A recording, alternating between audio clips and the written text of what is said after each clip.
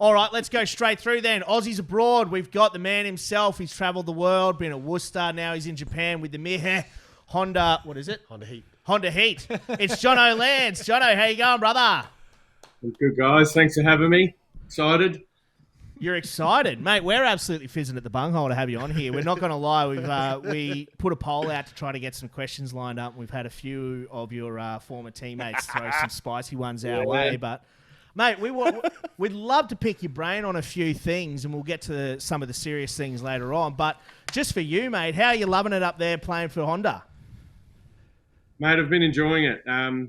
Everyone's always said that you'll love playing in Japan, and it's definitely been a different experience to all the ones I've had. But, I mean, it's been an awesome one to come to Suzuka. It's definitely rural Japan, but I think that adds to the experience. And I've only been here a few months, and I'm already, I think, Suzuka's favourite Aussie they've ever had. So, yeah. Very debatable. Very debatable. Lanceman, Dossie here, mate. Firstly, first bub due in a month. In a month, yeah. Yeah, mate. First time dad. Congrats, J-Boy. You're going to be a first time dad too. Yeah, in 5 months or I don't know. How long is a chick pregnant for? 9 months, man. It's due in September. 9 long months.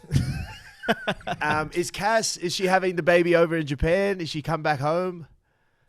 The original plan was to have the baby over here, and some stuff popped up, so Cass had to head home. So having the baby back in Perth, and I'm working on getting back there at the moment. But yeah, everything's going well. The baby's nice and healthy at the moment, and Cass has been amazing. So she moved over when she was pregnant, and she's head back over while she was very pregnant. So she's been killing it. Good on her. And Lance, the just for the viewers out there, playoffs this week for the top 3 in Div 2. It's a bit confusing the way it's structured. Can you just run me through? You guys are playing, I think it's Mitsubishi and Kintetsu, and you all play each other to then get ranked to see who plays top league or something rather. Yeah, classic Japanese way of doing things. Yeah, she's been confusing for us as well. Don't worry about that. Yeah, we verse the 2 top three teams. Because we finished 3rd, we played 2 away games. And then from that, it's a ranked. But if everyone wins 1 game, then it goes to for and against, I think. Right. And whoever finishes top actually gets automatically promoted, because one of the NTT teams is going down, I think, or one of the top teams is going down. So come top of this, and you'll automatically go up. If not, then it's a home and away game against the 2nd and 3rd last team from the Division 1. Okay, so pretty so standard. Speaking Japanese. I don't understand. I confused myself halfway through that. So. Yeah, we can see that. Your eyes glazed over a bit there, man. Yeah. Jono Dow here. Obviously, you've had a fair bit of experience both here, the UK, and now over in Japan. What have you enjoyed most about the Japanese style of rugby and the day-to-day routines that they have over there? I think Honda itself is a pretty awesome club to go to for that. They do look after the gaijins, but it's a place where I think the guys really train hard, and we have a good group there. But it's been an eye-opener to, I think, play rugby professionally whilst your teammates go and work in the factory on the days off you have. So I'm always picking the brains of the guys and finding out what roles they do, and seeing who's working at what part of the factory. But I think that's been an amazing experience. And also, I think it takes me back to, I suppose, club rugby days of having a lot of trial games, but just having a bit more freedom and just playing a bit freer has been an awesome experience as well. So there's definitely a lot of things that you learn when you come over here, and Aidan will talk about that all the time, I'm sure, but it's been a great experience so far. I've been loving it. So it sounds like that softball episode of The Simpsons where they get in like Ken Griffey Jr. and Sammy Sosa and stuff, and they end up working in the nuclear power plant. That's sick. G'day, Jono, friends here. Get rid of my sideburns, actually. Yeah, damn it, Mattingly shaved us so Pretty much. much, I think. I'm liking the beanie placement, by the way. Hey, mate, yeah, so, right, friends here. So Blake's dead set work at the factory. Is there like some low-ranking Japanese blokes pressing like car panels and stuff like that? Like, what are we doing here? Yeah, well, we try and work out who's doing what part in the factory, and then you make sure that part's all right in your Honda car. We train 5 days a week, and on those other days, the guys are expected to go in there and work in the factory, or if we have a half day, they'll do the morning and go to the factory in the afternoon. So If you have a I shit think that's game, are they been- like, okay, Jono, you have to go to the car factory. Yeah. and some more yen, mate. Yeah. No, they don't. They definitely keep the Gaijins away from the factory. I think she's pretty strict. It's a round-up. That would be so sick. Have a bludger of a game, end mate, up working go on to the the line for 8 hours. What a stitch up. Tino, we had a few questions come in from some of the punters, didn't we? Yeah, we did. This is the top one. What happened between Jono Caps and an iPod on Mad Monday? Who's that from? That's from Bernard Foley. Bernard Foley. Oh, okay. Yeah. A lot happened. We got time, man. Yeah, it was after we won it at the Waratahs, and I thought I was killing it as the DJ on the iPod. All I had was bass and treble, so I think I was pissing him off. But I thought I was sounding all right, and then Keps come up to me and he's just said, "Get the fuck off the fucking iPod," and he sort of grabbed me. And then he might have thrown me, he might not have thrown me, a table might not have got knocked over, I might not have been emotional, might have, I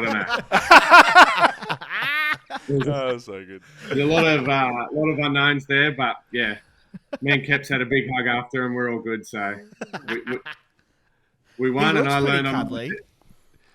He Pardon? seems like a pretty cuddly bloke, actually. Yeah, he is. So he Just not kept me after 20 honest, and beers. he definitely got me off the iPod. That brings me to my next question: is why was your nickname the Cuddler at the Pentagon? It was not my choice of nickname, but on Sundays when the boys had a few drinks, I was the comfiest. So we didn't have as many couches in the living room at the Pentagon. There was 5 of us, so I was always on the smaller couch, and we had to squeeze up. So one of the boys had to cuddle me on a Sunday after a few drinks. With the recovery and stuff, with these Japanese teams, do you guys go to those nude baths? Onsens. Onsens? Yeah, You'd get around that a bit, wouldn't you? yeah, A 100%. few little slaps with the towels. Yeah, the boys. No. They're a lot more. They're a lot more respectful than you, Freeds. Oh, they are. Yeah. Okay. And it's hard to believe. But no, I got amongst the onsens. What about you, Lance? Yeah, big onsen user. We've got one at the club, so Yeah. I think it's a huge thing in winter. Actually, it gets pretty cold here, so after training, you run over and it's got the sauna. It's got like a big 20-meter spa. It's nice, yeah, and you're feeling great after it. Next question: who was your worst roommate, and why was it Nick Phipps? Nick Phipps was a frustrating roommate, but he definitely wasn't the worst. He's got, I don't know, he's got big issues, old fanger, but he Walk us through them. So like, say we was chilling in the living room for the afternoon, evening. He'd be like, "Let's put on a movie." So he'd put on a movie, and then 20 minutes into it, Fang would disappear, and we're like, "Where's he gone?" He'd literally come upstairs about an hour later, and he's baked cookies. So that's definitely not. That's not a I must. Yeah. I know props are weird, but aren't halfbacks a fucking strange bunch? Yeah, that was not where I did not see- expected that yeah. story to go. Eh? I thought it was going to be like kind of homoerotic, something real weird. Like Yeah. you just catch him cranking down in the living What room sort of or cookies? something. Are they good cookies? Oh, she's a hell of a chef. Yeah, that's what I'm saying. He Hell of a wasn't a bad. How many people do that? So yeah. Who is the worst roommate then? Oh, I would say Bernard because his nickname's a pig. He was, but I can't say that because we were both downstairs. I've been lucky enough to live with a lot of rugby players throughout my time, and I've never had a bad roommate. How about that for a How good's political that? Boo, you loser. Man, I was expecting, come on, you've got to hate someone. There's got to be someone who just tweaks you. Moza? I'll go with Moza. That's what I was waiting for. How good. I'll go with Moza. I lived with him for long enough, but he'd be fine for a month, and then once a month he'd snap, and there'd be like plates on the side of the sink, and he'd be like, "No, we got to keep this cleaner, mate." He's been living like this the same way for a month. You can't just decide to clean. That's so good. Yeah, Moza. Last question. Which one was better, the Reds Premiership or the Tars? Oh, Huge. mindful of who you're talking to as well. Yeah. Careful Oh, with your words, it's- John. It's got to be the Reds It's a one. bit of a weird one. I'd definitely say the Reds one because I've played the game, played 80 minutes. Bravo. Good answer. Yeah, and I mean, still pinch myself at those memories. So they're a bit different. The Tars one was different. Like the Reds one, I played sevens that year, and there was a few injuries at the end of the year, so I sort of came in and just got on the wave and played fullback, and then Ewan didn't want to change the team. So I probably weirdly felt more a part of the Waratahs one because I was there for the preseason and all the games. But yeah, the Reds one was You'll take it. playing in the final. Yeah, she's tough to beat. Hey, John, you just you brought up your sevens career then, and you, as well as me, and I'm sure a few other people out there, played sevens for Australia, never played for the Wallabies, but in Japan, you're classified as a capped player. And so people might not know, teams in Japan, you get a certain amount of cap signings, right? So theoretically, Jono, myself, and a lot of other guys out there, we were capped. And so we were competing for spots with current internationals, right? Which is a tough market, especially now these days, Japan, popular destination after the World Cup, all this hype around it. And we played seven. Like, Jono, when did you play? 2010? Yeah, 2000, she's a while ago. yeah, so over 12 years, over 12 years ago. And I don't think Jono will mind me saying that. He's going through contract negotiations now, and the cap is, it's hurting because you're really limited with the you're opportunities capped there. with 'Cause Aussie you're Sevens. capped from Aussie Sevens. From a game he played 12 years ago. Have you thought, Jono, and I will 100% back you up with a petition or any lobby that you come up with, going to the International Rugby Players Association or whoever we need to and get that reversed, because I just think it's outrageous. Yeah, I mean, I've sort of been learning the importance of that now. Yeah, I think it's a pretty weird one. You get capped.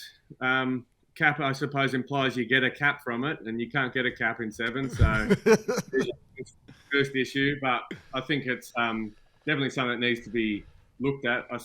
I suppose, furthermore, with the new rules that have come in that are allowing guys to, I suppose, recap themselves, which I definitely do support massively because I think it's going to make world rugby and international rugby way more competitive. And I know that a lot of the teams are going to be pretty worried come World Cup about having a few of those Islander teams in their pools. But I definitely agree with you. I think it's something that needs to be looked at because playing sevens, I mean, you ask anyone who's played sevens, they're two completely different sports. So, definitely look at getting a group of us together.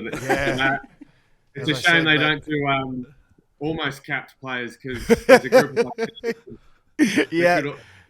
Each squad gets an almost capped member because I'm part of a select group of ones who are almost Wallabies as well, which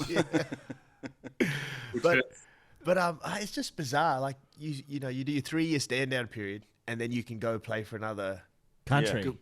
Go play for another country. Like surely you can just stand down for 3 years and then you're uncapped.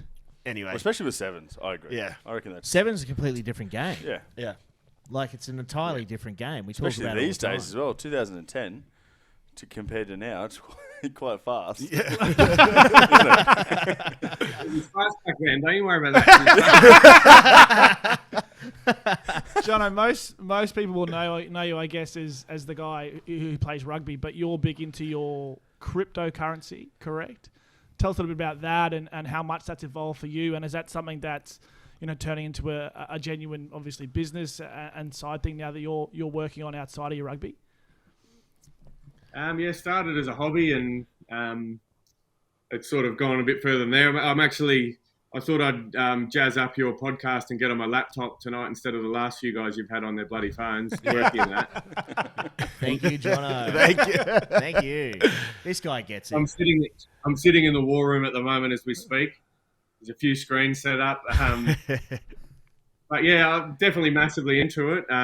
It's, I suppose, going down that rabbit hole has taken me down a few others. My wife's into it as well, or partner, wife. We eloped before we moved to Japan, so not many people have known we actually have a ring on it. So Luce, congrats, man. That's nuts. Yeah. So now the world knows. I slipped that out accidentally. Yep. That's the first live PAC Show announcement. Hey, sweet. The first Nice. shotgun wedding, yeah, the boys. Yeah. So yeah, she's into finance and stuff as well. So she's into it. We are working on something, but I'm training to be a financial advisor at the moment. That's something I've had a passion about. And Shane Arnold from Brizzy, he's a lot of the guys' financial advisor, and I like the relationship and work he's done. So I've been working on that, and maybe in the future there can be financial advisors who advise in crypto as well. But at the moment, it's definitely just a hobby, but heading in a different direction. And obviously, like all people online, you have to say, do your own research. So I haven't said anything technical yet. But Luce, those Jeep dollars might be coming out in Bitcoin moving forward, man. That's loose as. What are your thoughts on QAnon and stuff then, Jono? If you're big into crypto. yeah, you're big MAGA, into- all that, yeah. Nice. Good stuff. Hell yeah, brother. Stay strong, man. No, but on a serious note, we actually wanted to get your thoughts on this because, as we said, you've played for the Reds, for the Tars, for the Force, for the Worcester Warriors. Now you're over in Japan. You've played here and around the world. In particular, we wanted to discuss the fact that people always talk about, like, we wax lyrical about the women getting paid. We wax lyrical about expanding the game in Australia. We wax lyrical about James Slipper running out to Suncorp Stadium for his 150th in front of about 18 people and 12 of them were his family. We wanted to get your thoughts on, because you've played in Japan currently, where they've now expanded to a 2-tier competition and their teams are all privately owned. And then you've got teams over in the UK in a competition where it is absolutely heaving, and you've got privatisation is obviously there as well. You've got owners, you've got stakeholders, but you've also got a very strong sense of tribalism with the teams over in the UK.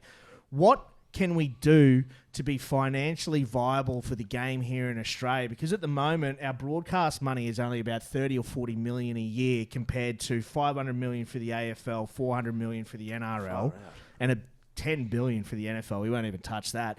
But what can we do? What can we do? What have you seen from these other competitions that are kicking ass that we could potentially implement here in Australia to help grow the game? Crypto. There we go. Thanks, Jono. Thanks for joining us, brother. Appreciate it. No. What can we do outside of crypto?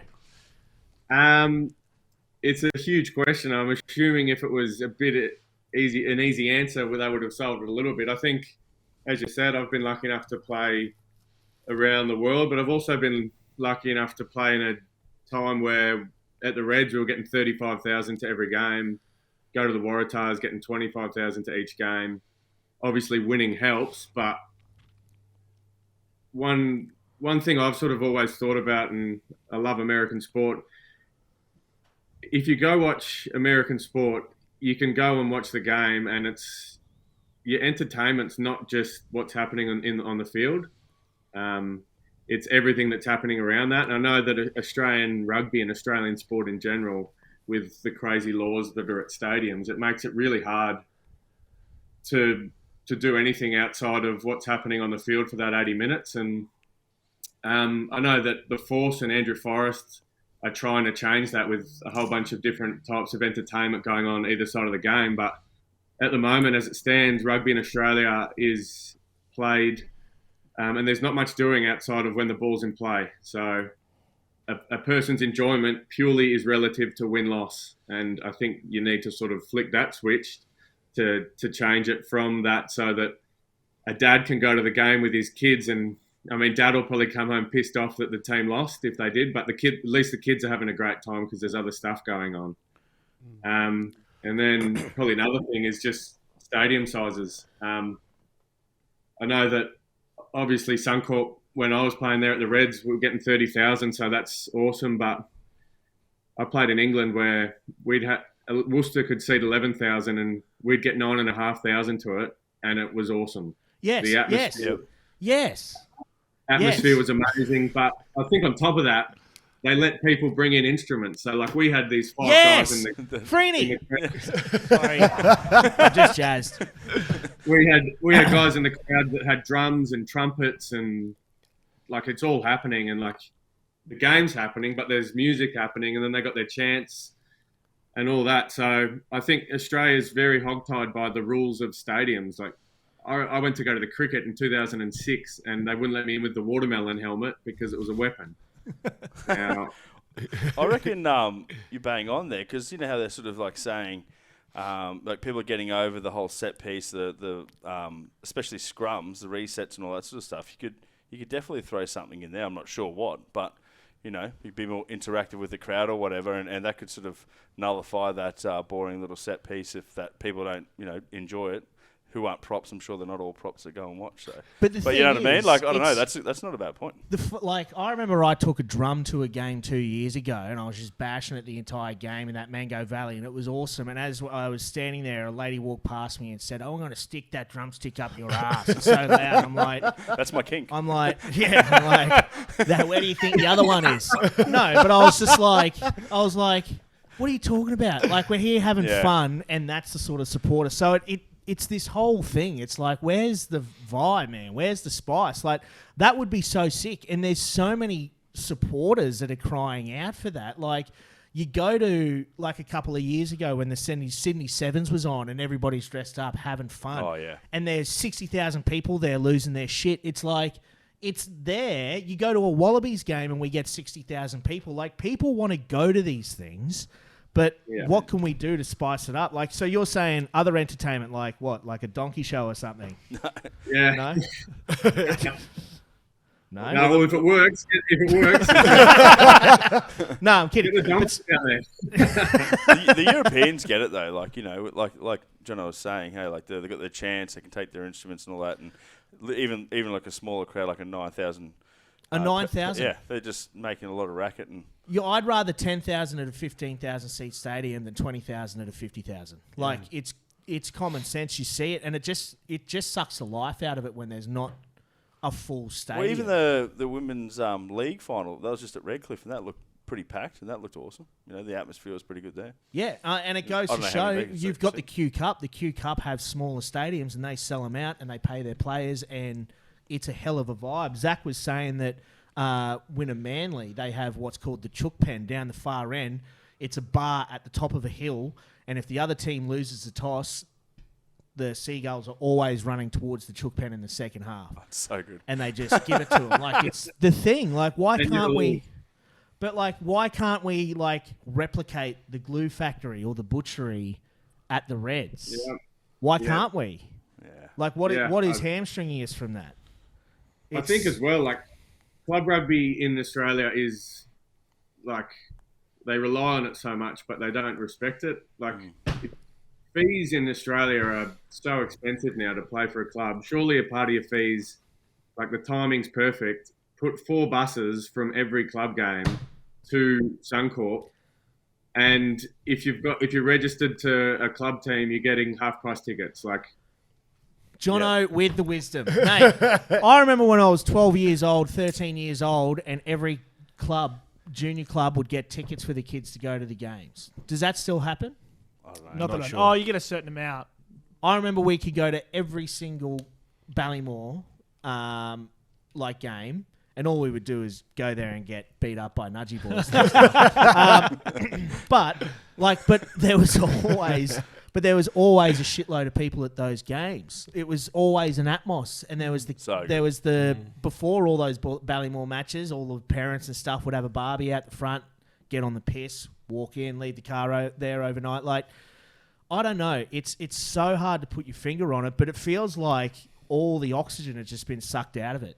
Like, all the flavour has just been sucked out of the game, and you try to throw something in there and it just gets shut down. Like, I don't know. Do you reckon there's space for privatisation, Jono? Seeing as you've played in the UK and in Japan, where you've got guys working in sweatshops or whatever you were saying. Like, do you think, Just pumping out Hondas. but do you think there's space for privatisation of the game here in Australia? Be it like privatise the franchises, the Reds, the Tars, the Rebels. Yeah, obviously there's risks with it. I think there's definitely space for it. They need to look at all avenues at the moment. It is like a tough one because you hear the bad stories of, what happened at the Force with, I can't remember that sponsor back in the day. Firepower, where they could turn green waste into fuel or something, and it was all bullshit. Drew Mitchell's still waiting for a bit of cash from that, actually. Yeah. But they definitely need to look at it. But I think the answer's there. It's just we sort of just keep doing the same stuff. Like I've had this conversation with a fair few of my mates. But even the advertising for Super Rugby, you sort of don't even know it's on at the moment. And round one happens. Do you remember 2010, that sort of Game of Thrones intro where the stadiums popped out and the ships were all coming to Australia?